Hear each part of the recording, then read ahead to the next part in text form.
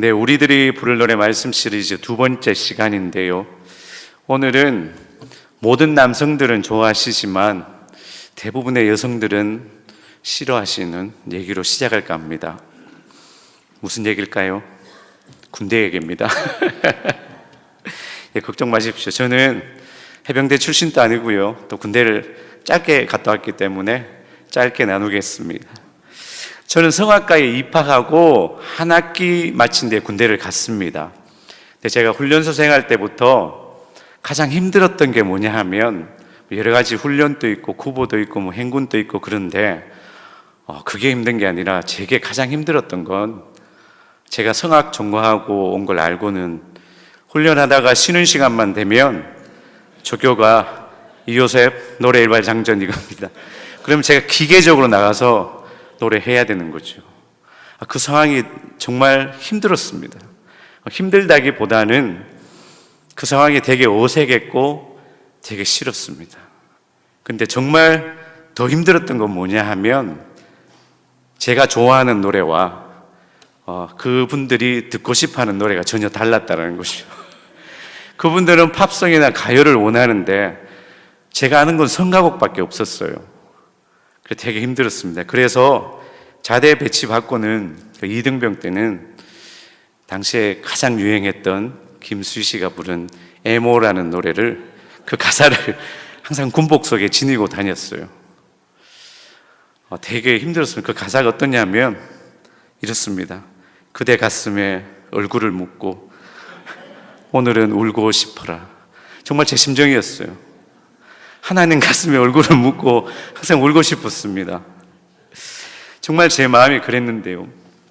그런데 때론 제가 그 상황 겪으면서 내가 이러려고 성악 공부했나라는 자괴감 들 때 있었습니다. 물론 선임병들한테 간부들한테 귀여움은 많이 받았습니다. 믿거나 말거나. 그래서 군생활은 되게 편하게 했는데 때론 그런 자괴감이 있었어요. 또 오늘 본문을 보시면 제가 겪은 일과는 감히 비교도 되진 않지만 비슷한 상황에 놓여 있는 유다 백성들의 모습을 볼 수 있습니다. 오늘 본문은 우리가 잘 알듯이 바벨론에 의해 멸망한 그 유다 백성들이 바벨론의 포로로 잡혀가게 되죠. 그리고 이방 땅 바벨론 그 강변에서 폐허가 된 예루살렘, 즉 시온을 바라보면서 노예의 신분으로 부르는 비탄의 노래이며 통곡의 노래입니다. 여러분, 모든 노래는 어느 특정한 상황과 그리고 그 상황을 바라보는 화자의 마음이 담겨 있잖아요. 그래서 노래할 때는 그 상황 속으로 들어가서 직접 자신이 그 상황을 바라보면서 노래를 해야 됩니다. 그래야지 그 노래의 내용이 고스란히 전달이 됩니다. 그리고 그럴 때 그 노래의 내용들, 그 감정들이 실제적 감동으로 듣는 이에게 전달이 되죠. 오늘 본문을 대하는 우리도 나라와 자기가 살던 모든 삶의 터전을 잃고 시온을 그리워하며 애통하는 유다 백성들이 앉아있는 그 바벨론 그 강변으로 가서 그들이 부른 바벨론 강변의 노래를 우리 함께 불러보면서 이 말씀이 오늘 우리에게 주는 메시지, 영적 감동은 무엇인지 함께 은혜 나누겠습니다. 앞서 잠깐 설명드렸듯이 바벨론 강변에서의 노래는 우리가 BC 586년경에 바벨론에 의해서 남유다가 멸망하지요. 그리고 그 많은 수많은 백성들이 바벨론으로 포로로 끌려갑니다. 그러한 사건을 배경으로 하고 있는데요. 그리고 그곳 지방, 이방 나라에서 포로를 지내면서 나라를 잃은 슬픔, 그리고 폐허가 된 예루살렘을 향한 그들의 그리움, 아픔을 노래한 시편입니다. 베르디라는 유명한 이태리 작곡가가 있어요. 오페라 작곡가인데요. 그가 쓴 오페라 나부코라는 곡이 있습니다. 거기에 유명한 합창곡이 등장해요. 다들 들어보셨는지 모르겠는데 히브리 노예들의 합창이라는 곡이 있습니다. 유명한 합창곡인데요. 그 곡의 배경이 바로 오늘 시편 137편입니다. 별로 관심이 없으시나요? 예, 말씀으로 가서 1절을 보시면 1절 이렇게 되어 있죠. 우리가 바벨론의 여러 강변 거기에 앉아서 시온을 기억하며 울었도다라고 되어 있습니다. 우리가 살펴볼 게 시온을 기억하며 울었도다. 그러니까 과거의 시제로 되어 있습니다. 즉 시편 137편은 바벨론 포로 이후에 과거를 회상하며 쓴 시편입니다. 그러나 오늘 우리는 그 당시 바벨론 강변에 앉아있던 그 유다 백성들의 그 시각과 그 마음으로 오늘 본문을 바라보겠습니다. 먼저 1절 말씀 보시면 유다 백성들이 바벨론 강변에 앉아서 울고 있는 그 슬픔의 장면으로 시작이 됩니다. 그리고 2절을 보시면 버드나무에 우리가 우리의 수금을 걸었나니라고 기록하고 있지요.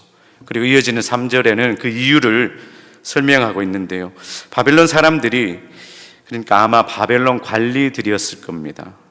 그들이 유다 백성들에게 노래를 청하고 기쁨을 청하고 뿐만 아니라 자기들을 위하여 그 시온의 노래 중 하나를 불러보라고 명령하고 있는 그러한 상황입니다.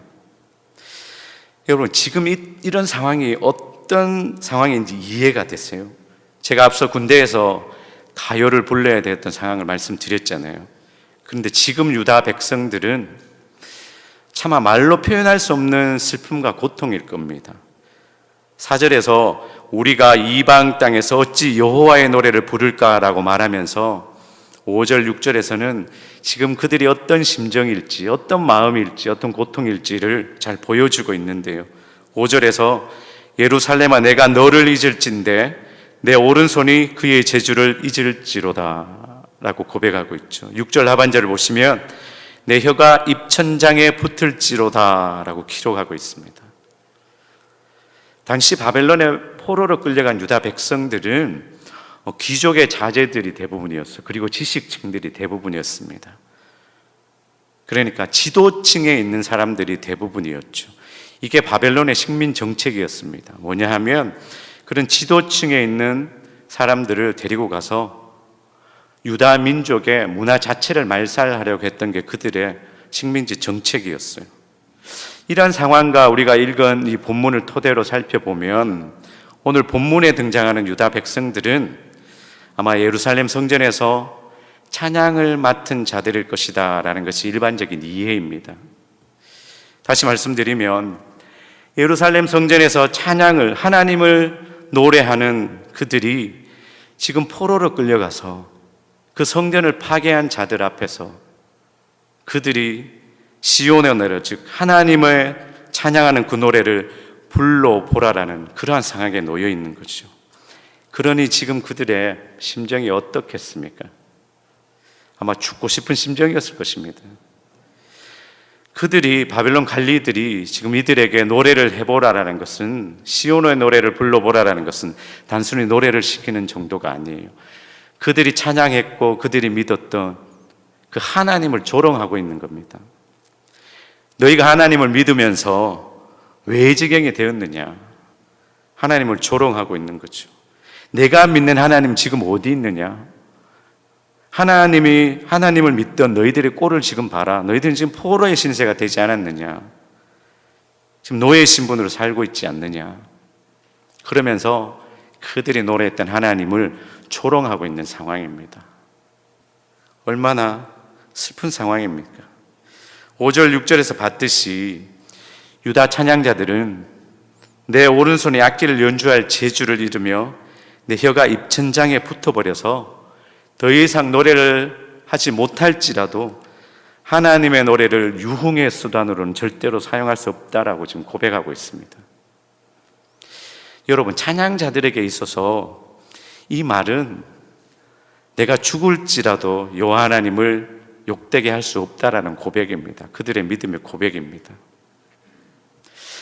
여러분, 혹시 찬양할 수 없는 고통을 느껴보신 적이 있으세요? 혹시 그런 경험이 있으신가요? 저는 비슷한, 오늘 상황과는 비교할 수는 없지만 비슷한 경험이 있습니다. 아마 2000년도로 기억되는데요. 그때 한국에 있을 때 당시 섬기던 교회 담임 목사님과 몇몇 어르신들 모시고 중국 연변을 다녀올 기회가 있었어요. 연변과 북한의 국경지대를 다녀왔는데요. 당시 주된 이유와 목적은 교회에서 파송한 선교사님을 격려하고 또 그곳 성도님들께 성경을 전달하는 게 주 목적이었습니다. 굉장히 중요했고 당시로는 다소 위험성이 있는 그런 미션이었어요. 그래서 출발을 하는데요. 근데 출발부터 비행기 고장으로 몇 시간이나 딜레이 되어 있습니다. 그래서 겨우 비행기를 타고 심양이라는 곳을 거쳐서 연변이 있는 근처에 그 영길 공항에 내렸는데요. 공항에 도착했을 때는 선교사님과 약속한 시간을 훨씬 넘긴 자정이 넘은 시간이었습니다. 당시만 해도 셀폰도 없고, 그래서 과연 선교사님을 만날 수는 있을까 이런 염려 속에 있었죠. 그리고 당시 중국에서 사이비 종교 문제로 인해서 굉장히 좀 이슈가 되었고 사회적 분위기가 좋지 않았습니다. 특별히 조심해야 되는 시기였어요. 그리고 오랜 시간이 걸려 그 늦은 시간에 도착을 했습니다. 그리고 우리가 중국 같이 외국인들이 선교 활동이 금지된 나라에서는 그 선교사님들을 저희가 선생님 내지 사장님이라고 부르잖아요. 저희도 당연히 교육을 받고 갔습니다. 그런데 고생하고 와서 또 공항에 내렸더니 선교사님이 계신 거예요. 너무 반가웠죠. 그때까지는 좋았습니다. 근데 너무 반가운 나머지 한 분 권사님이 갑자기 아이고 선교사님 하면서 뛰어가는 거예요. 너무 당황하셔가지고 선교사님 얼굴이 시뻘개지시고, 그때 같이 했던 일행들은 완전 정지 상태가 되었습니다. 저도 순간적으로 내가 여기서 순교하는구나 이런 생각을 했습니다.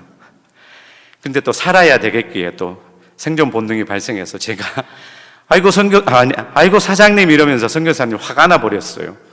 그 공안이 저희들을 보던데 근데 그냥 봐준 건지 그냥 무시하더라고요. 그래서 다행히 감사하게 잘 지나갔습니다.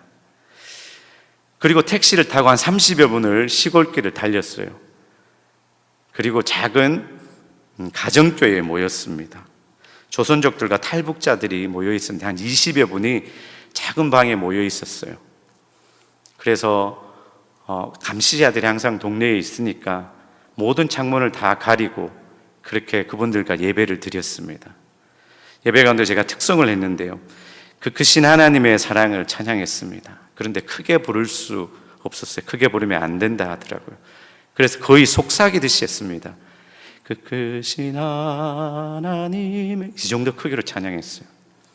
그 찬양을 하는데 거기에 모여있는 분들 감히 찬양을 따라 부르지도 못하고 이렇게 듣고 있는데 그분들의 표정 가운데서 정말 크신 하나님의 그 사랑을 볼 수 있었습니다.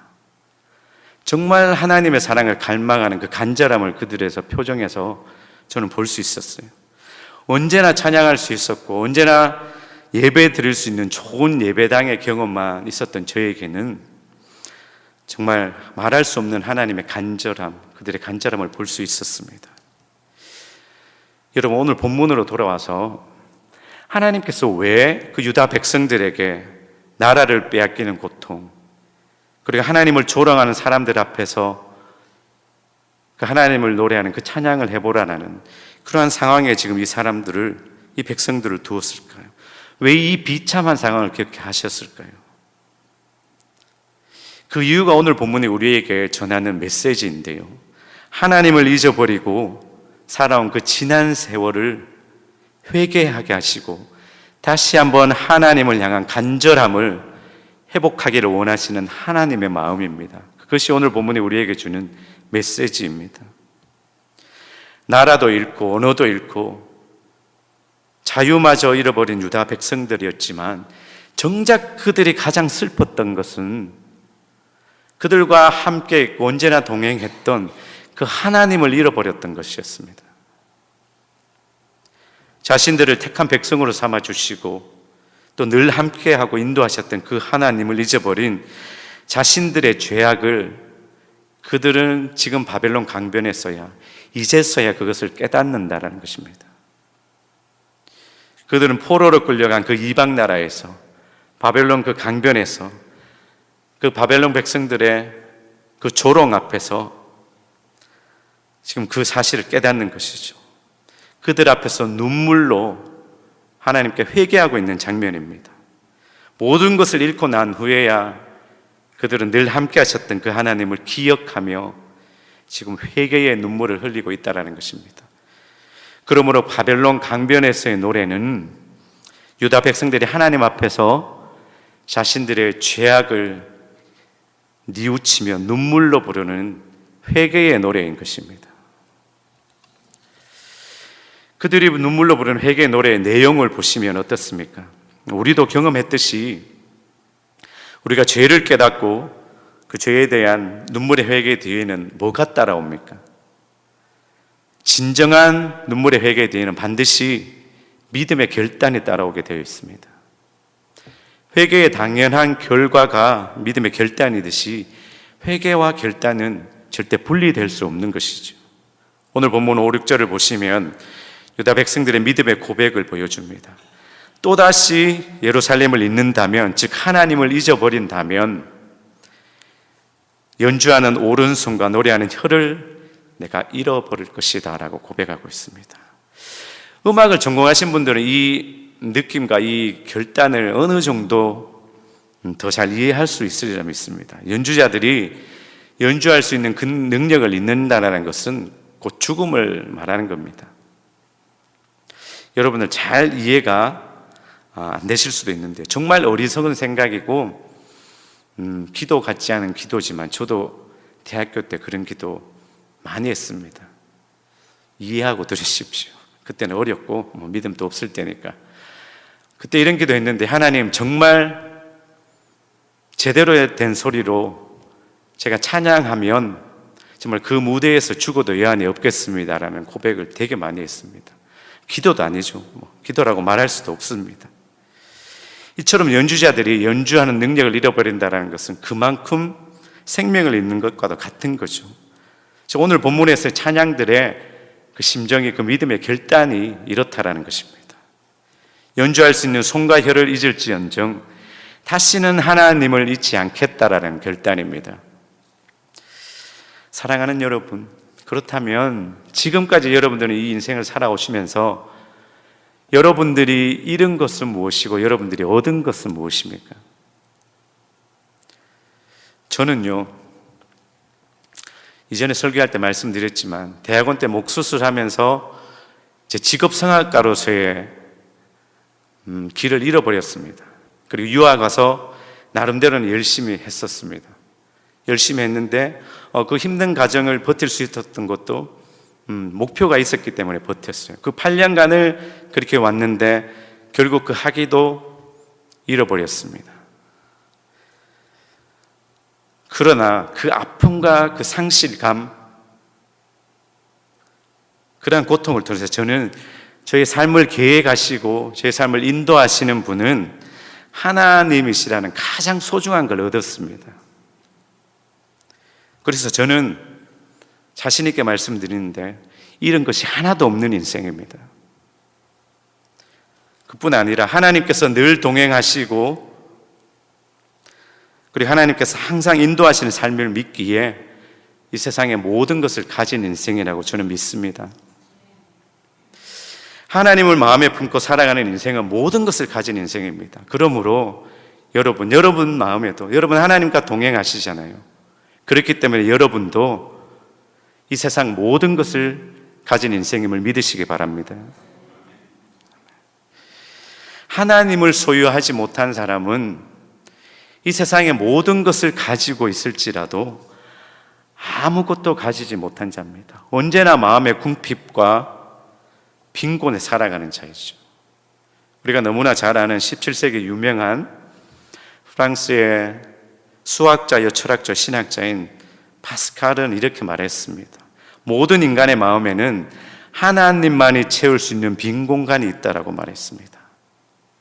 오직 하나님만이 우리의 마음을 채우시는 분인 줄 믿습니다. 아멘. 우리가 흔히 가진 자를 부자라고 말하잖아요. 그리고 부자에 대해서 말할 때 꼭 언급되는 인물이 있습니다. 록펠러라는 인물인데요. 그는 33세 때 벌써 백만장자가 되었어요. 그리고 43세 때는 미국에서 가장 큰 스탠다드 오일이라는 그 회사를 가졌습니다.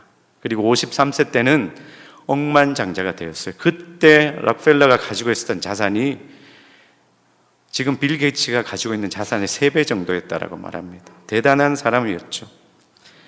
그런데 그는 그 자신의 삶을 얘기하면서 행복하지 않았다라고 고백합니다. 그는 알로피시아라는 병을 앓고 있었는데요, 머리와 눈썹이 다 빠지고 몸이 초췌해지는 그런 병이었습니다. 그래서 결국엔 의사로부터 1년도 채 남지 않았다는 사형선고와 같은 진단을 받게 되죠. 그렇게 병상에서 나날을 보내다가 어느 날 결단하고 그 병상에서, 그 침상에서 일어나게 됩니다. 하나님이 모든 것이 되신다라는 그런 깨달음을 얻는 거죠. 자기가 가지고 있는 그 부, 모든 사람이 부러워했던 그 부가 아무것도 아니구나라는 것을 깨닫게 되죠. 그날 하나님께 결단하고 하나님이 모든 것이다 라고 결단한 이후에 그의 인생이 바뀌는 것이죠. 우리가 아는 락펠러의 삶은 그날 이후의 삶입니다. 그 이전의 락펠러의 삶은 노동력 착취의 상징적인 인물이었어요. 근데 하나님께 그 인생을 내려놓으면서 그 인생이 바뀌는 거죠. 그러면서 그는 그의 모든 재산을 학교를 위해서, 의료 사업을 위해서, 그리고 교회를 설립하는 곳에 다 내어놓게 됩니다. 그래서 그는 1년도 채 남지 않았다라는 그런 의사의 진단에도 불구하고 98세까지 하나님을 위해 살다가 하나님의 부르심을 받았습니다. 여러분, 하나님을 마음에 모신 자가 진정한 부자입니다. 왜 그럴까요? 그 이유는 하나님이 모든 것이기 때문입니다. God is everything입니다. 주님 한 분만으로 만족하는 저와 여러분의 인생 되기를 간절히 소망합니다. 여러분, 혹시 하나님과 살짝 멀어지신 분 있나요? 요즘 조금 하나님과 거리를 두신 분 계신가요? 혹시 God is everything in my life가 아니라 God is something in my life로 지금 살아계시는 분 계신가요?